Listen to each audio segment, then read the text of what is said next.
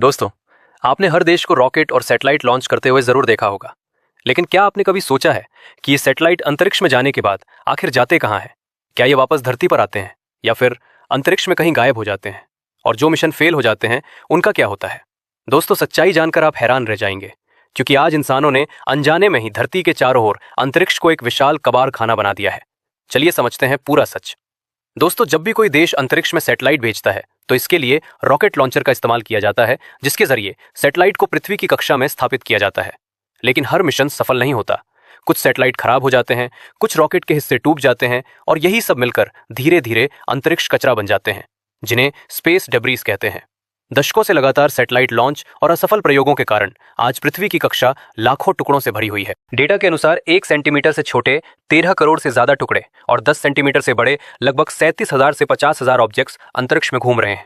सिर्फ इतना ही नहीं, साल 2020 तक लगभग 8,000 मीट्रिक टन कचरा पृथ्वी की कक्षा में मौजूद था, जिसमें शामिल हैं खराब हो चुके सैटेलाइट, रॉकेट के टूटे हिस्से और यहां तक कि पेंट के छोटे छोटे कण।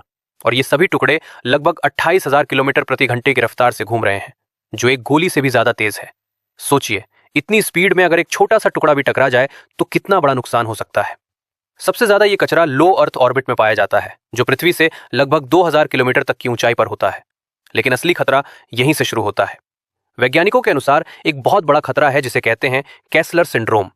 इसमें अगर 2 बड़े मलबे आपस में टकराते हैं तो वे हजारों छोटे टुकड़ों में टूट जाते हैं और फिर ये छोटे टुकड़े दूसरी चीजों से टकराते हैं, जिससे एक चेन रिएक्शन शुरू हो जाता है। अगर ये बढ़ता गया तो एक दिन ऐसा भी आ सकता है जब पृथ्वी की कक्षा इतनी भर जाएगी कि नए सैटेलाइट लॉन्च करना लगभग नामुमकिन हो जाएगा।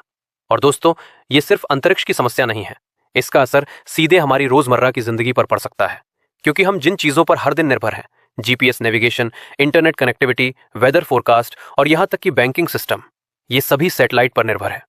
अगर ये सैटेलाइट स्पेस जंग से टकराकर खराब हो जाते हैं तो हमारी कई जरूरी सेवाएं ठप पड़ सकती हैं। तो दोस्तों, अब आप समझ गए होंगे कि अंतरिक्ष में सैटेलाइट गायब नहीं होते, बल्कि धीरे धीरे खतरनाक कचरे में बदल जाते हैं, जो पूरी दुनिया के लिए एक बड़ा खतरा बन रहा है। अगर आपको ये जानकारी चौंकाने वाली लगी तो वीडियो को लाइक करें और ऐसे ही अमेजिंग फैक्ट्स के लिए चैनल को सब्सक्राइब जरूर करें।